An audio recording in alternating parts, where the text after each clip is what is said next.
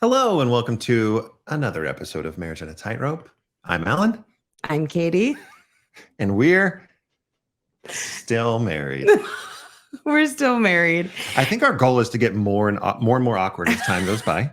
Allan, are we giving a big announcement, like a baby announcement or something? Something, because there's all this pink. If we are pregnant, it's a girl. And we're not pregnant. Thank goodness. That would be harder at this point of our lives, at this stage of our journey of mortality. That would be more devastating than a mixed faith marriage. Right. I don't think that's the play right now. That is not or play. As my teenagers would say, the fit. That's not the fit right now. That's not the fit. No. We're learning. This is the fit. And why are we wearing this fit? We had a wonderful event for Marriage on a Tightrope yesterday. And it was at our house. The first half of it, we had 17 couples come over to our place. We won't share pictures of those couples, anonymity and whatnot. But we're happy to share pictures of ourselves. We had a Barbie party. We had a Barbie party. Check it out. Okay, so look at how cute. Oh my gosh, this was so cute. How cute are we? Look how cute we are. My friend made those boxes because she's so uber talented, and I don't have that talent. I have other talents, but putting something like that together is not my talent. She did it for us. It was so great. It was so great. We had a bunch of couples. We had a potluck at our house. And then we went to Barbie. We were supposed to go a week ago. And anyway, plans changed and we went this weekend and still had a fantastic time. In fact, a teaser for a future episode is why the event got moved. We had it planned for last weekend, but I had an uncle pass away in California. Mm-hmm. So we went to California, and that spawned a interestingly morbid conversation a little bit that we're going to turn into an episode of what do you want your funeral to look like? Katie asking me and me asking her. So we are going to do We will dress in black for all of... Now that we have video, we have to dress as no. Here's how we do episode. it. We dress... What we should do is we should dress in the things that we want people to wear to our funeral. So my Dodgers uniform. Your Dodgers uniform. She's being inspired because my uncle had everybody dress in Hawaiian wear, which was wonderful. That's actually similar to what I would want all of you to dress in. We're going to do it like dating game style, where we ask a question and the person answers and we hold up our answer. And if we match, then, great. If not, then you're not invited to the funeral. So, another topic for another day, but we had a great time at the Barbie party. And really, we wanted people to come together to just have a fun time. And one thing I love about this community is people are amazing. Some people dressed up, most people dressed up, I would say. They pulled out whatever pink they had, or some people they were ready.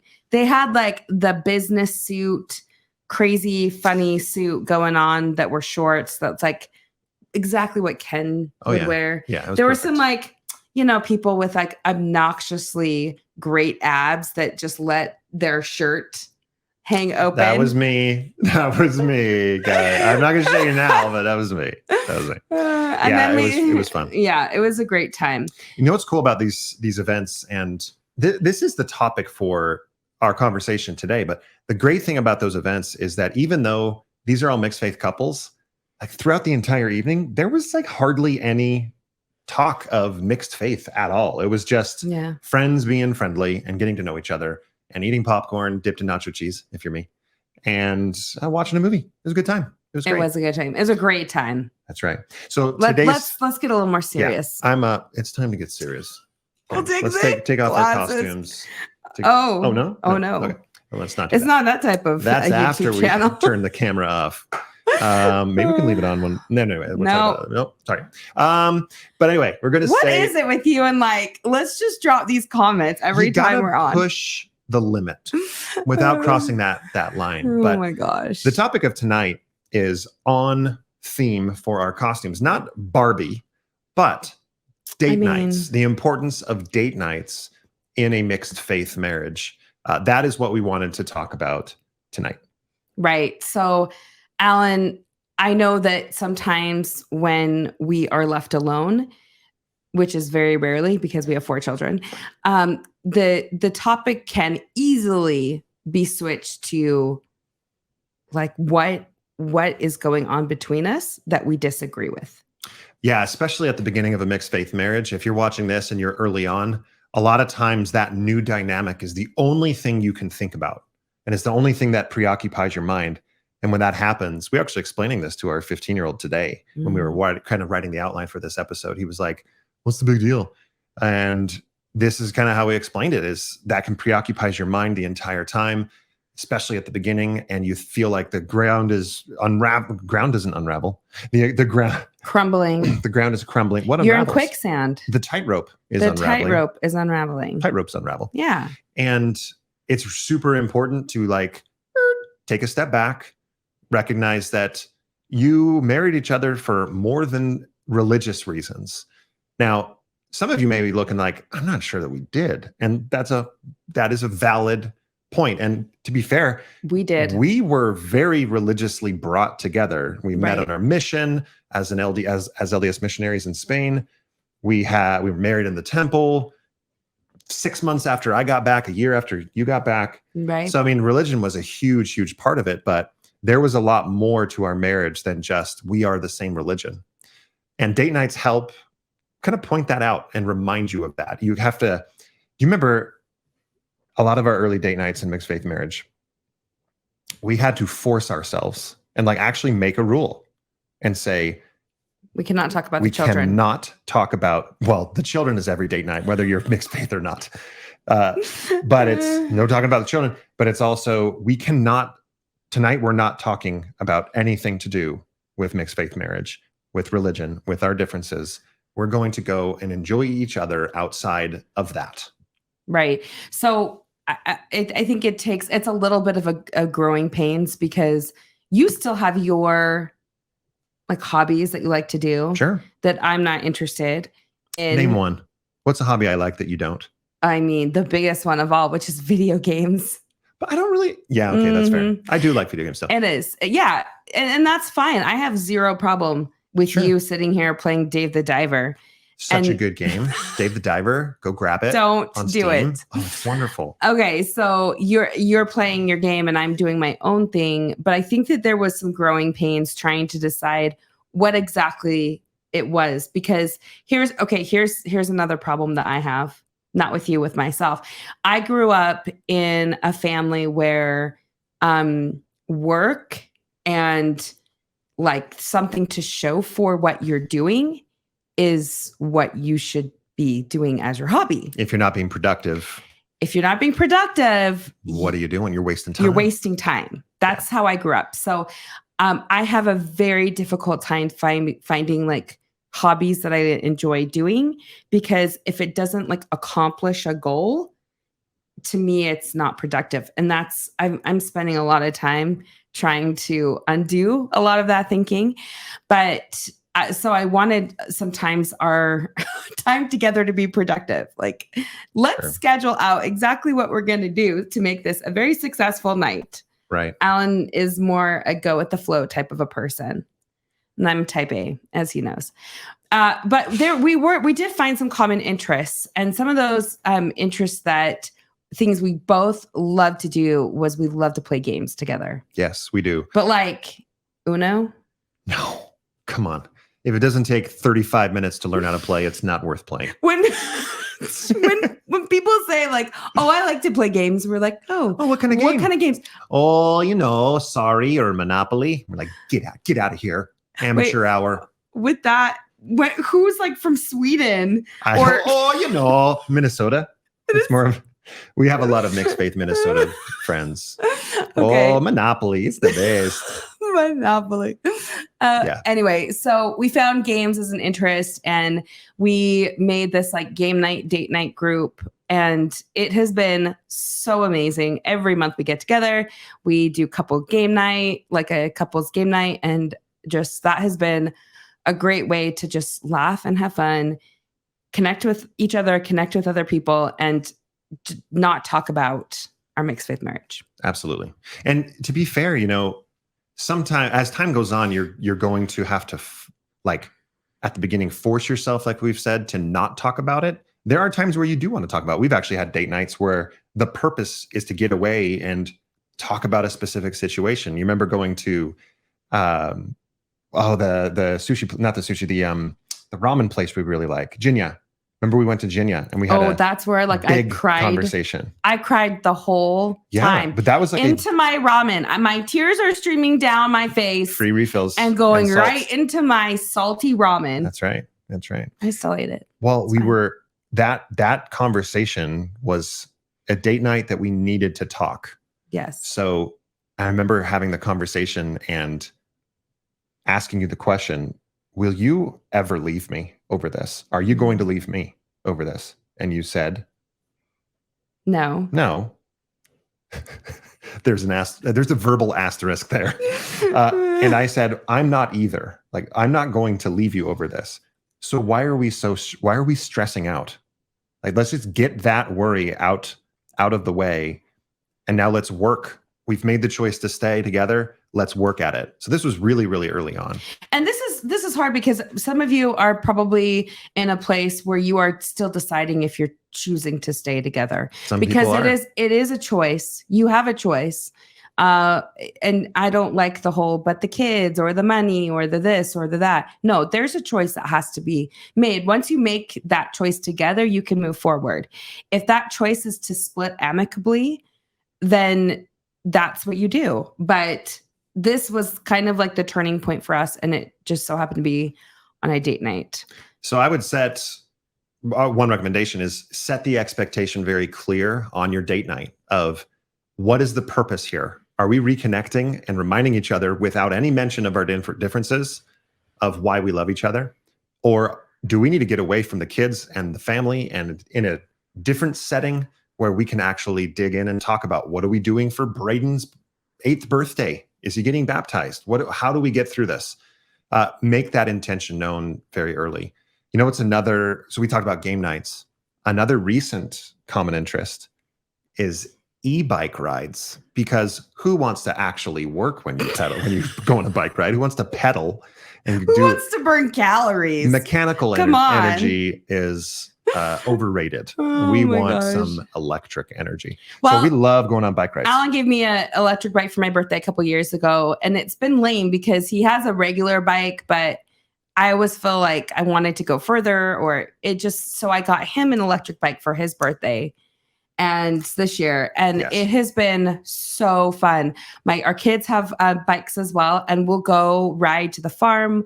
Allan and I will go on solo rides. We've gone with like a group of friends riding. Yeah. It's been a blast. And Allan, okay, but what happens? How do I frame this?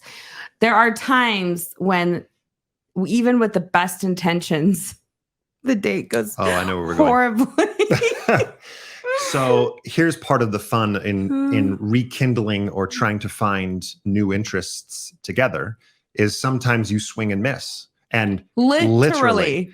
So about a month ago, Katie had made a couple of comments about wanting to get into golf. Because I actually enjoy golf. I don't know much about it. I haven't taken lessons or anything, but I enjoy swinging a ball, and I just think it's fun. You swing the club at the ball. Oh, but okay. See, this is the problem. This is the problem. Is she doesn't fundamentally understand the point of the game. Oh my gosh, here we go. Okay, no, I'm already feeling riled up. Okay, listen. Allan did a super nice thing. What did I do? He scheduled us a tea time. He went out and bought me my own set of clubs, which I needed because his are longer for height reasons. And I know, do people know Allan's 6'7" and I'm 5'4"? So I'm like severely scrunched down. He does it for me. Anyway. Yeah. Also, 5'4", 6'7". Her chair's all the way up. Mine's all the way down. Raised up. It's fine. Anyway, so we went, it was like 6:30 in the morning. We went and teed off, and quickly I became extremely frustrated.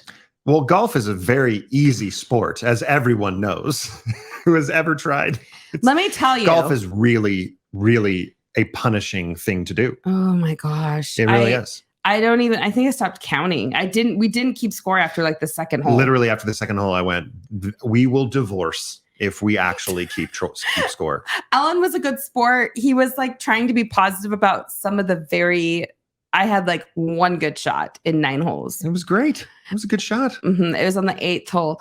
Anyway, it's fine. But I was so frustrated and I was so mad with myself because I don't know which club or which putter. I don't know what to use in what situation. And so I felt like I was at a disadvantage. I'd like never played before. I think also, go ahead.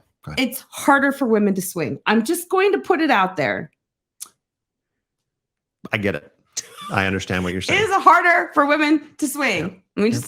Okay. It's fine. I had to get out there. But I love Allan. I love his heart that he like really tried to make an effort, helped me. I need golf lessons. So if anyone wants to like take me golfing and will give me lessons. Okay. We can double. We'll do doubles. Got it. This is a date thing. You're gonna get like private messages on Instagram like, hey, Kattie, I'll tell you what's on. I took 2 of our kids to the driving range today and went into the clubhouse and asked, does your pro have openings for lessons? Oh. And he said, yeah, he's not here right now, but let me get your name and number. So you're going to get a call from the professional over at the course, and because I gave him your number and your name. Okay. Anyway, so there's me following up in front of dozens of people. Dozens. That's right. Oh, good. So, okay. So just saying that even with the best intentions, even with like planning something, even with being in a right mindset, things still can go awry. And, you just have to sort of, after a few hours of cooling down, we both kind of laughed about it. Well, we're joking about it now. So we have at least gotten over it. We're on camera, so we're behaving. But I think that the important part is that you are supporting each other or one another in the interests that your partner is like they're looking at. And it's a really healthy way to create a bond that doesn't have to do, again, with church. And it's really necessary to find like interests together. 100%. So when was the last time you went on a date night? Think about it. Well, I'm not talking to you. I'm talking to them. Oh, them. Okay. I didn't know who you're talking to. When was the last time you went on a date night that had nothing to do with your differences? And many of you will be like, well, no, yeah, we've gotten pretty good at that. And that's awesome. Applaud yourselves. And if you do something that you try something new and it doesn't work out, that's called taking it to the lab. Erase it. Try something else. Hopefully you kept the receipt for your golf clubs. You can take them back. I'm just kidding. Did you? No. Okay. So you're going to learn and you're going to love it. Let's see. Flexibility. So just, have that flexibility.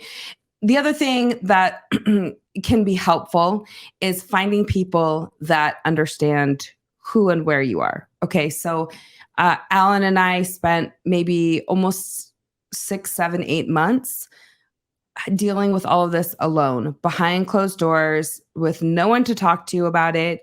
And it was really so lonely. And when one of our first episodes came out, we just sort of invited, hey, if you would like to meet us and go on a date with us and you're in a mixed faith marriage, we would love to go out with you. And that was kind of the beginning of how the community started, because then we started to meet people. The very first 2 couples we met have stayed close friends for 5 years now. We're going out with one of them tomorrow. We're going to go boating with them. And I just feel like it's important to find people who understand you. Maybe they're not in the same situation, but they get where you are. And Allan mentioned earlier, one of the great things about the date night last night is everyone's coming together because they have something in common with the other group members, which is they're mixed faith, or at least they once were, or they're on a faith journey, and the projection is so many different possibilities. And yet everyone can hold space for that person, that couple, because they understand the difficulties that they face in this situation. And so, community has been a huge deal for us, and especially when it comes to date nights, because we spent the first couple of years going to dinner with couples from kind of like all walks of life. But then we all had that one kind of thread in common. When you think about it, that's a very common attribute or a very common positive aspect that is attributed to a church community.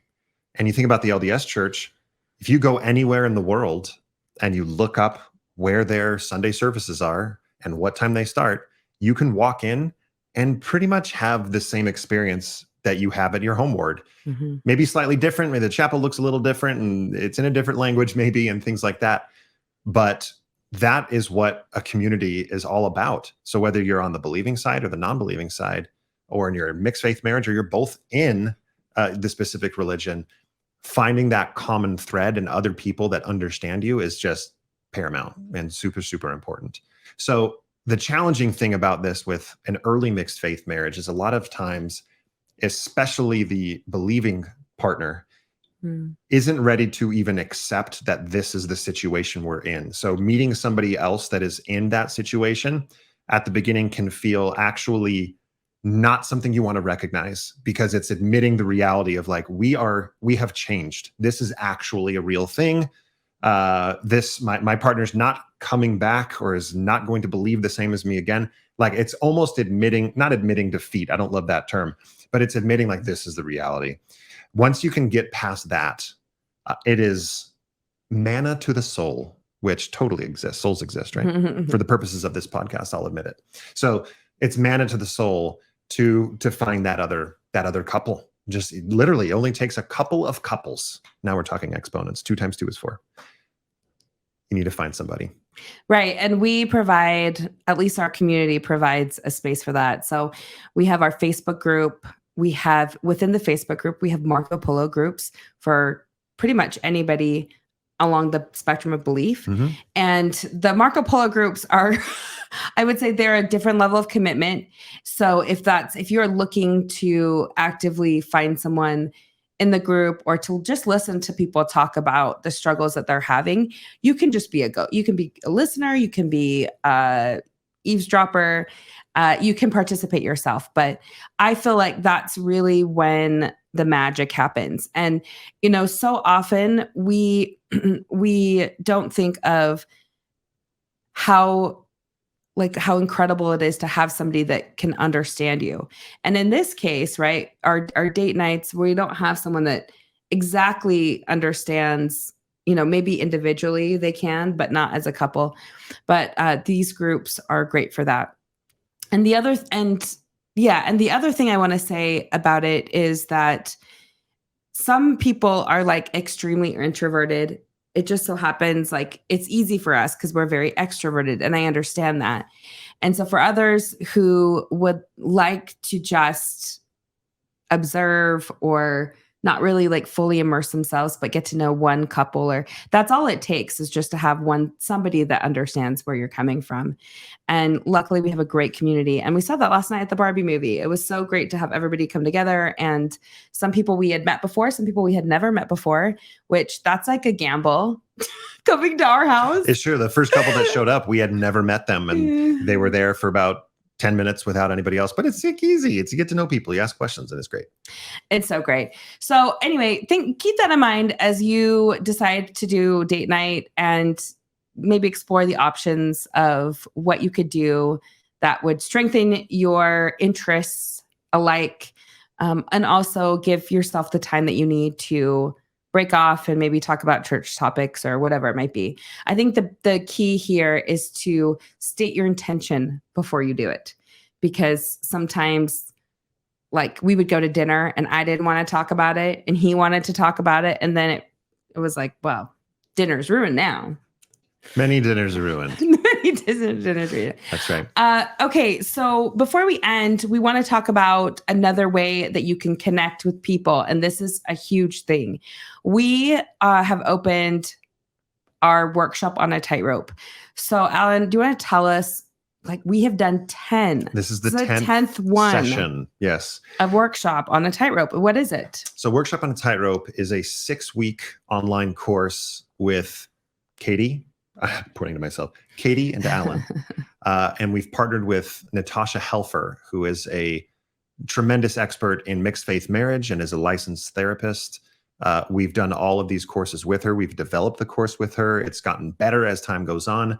But the most important part, I actually feel, is that you are also with 24 other couples who are in the same or very similar situations. Every situation is slightly different, of course. But we all get together for 2 hours every Sunday night, starting August 27th at 7 p.m. This is 2023, all you time travelers. And for 6 weeks, we have a bonus 7th week, of course, about sex and intimacy. That usually drives the most signups. Allan. It's Allan's favorite week. It is. I get the popcorn and nacho cheese ready for that one. We talk about. Wait, because like we're watching something. Oh, I just talking about sex does make you hungry.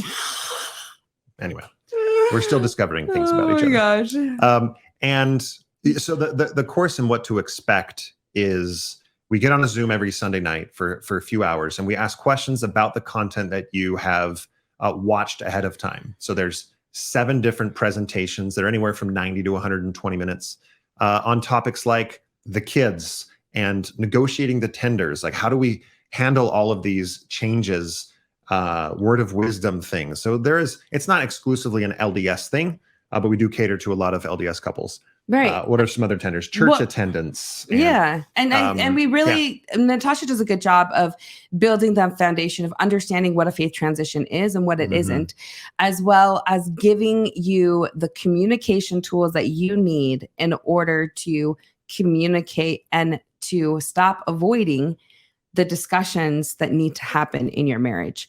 And we kind of do that, sort of just dive right in, and we do this for 7 weeks, and it's kind of a wild roller coaster ride. But so many of the couples that have been through tell us, wow, we would never have been able to talk about what we did had we not had the workshop to sort of guide us.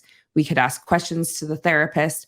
And then really the secret sauce is you have other couples in there to talk about it with you and to give you ideas about how their relationship is working, because Allan and I are just one example, right? We do not represent the whole. There are so many different ways to do things, and we are not the best way, but we are just one way. And you get to see that and hear it through the other couples. That's right.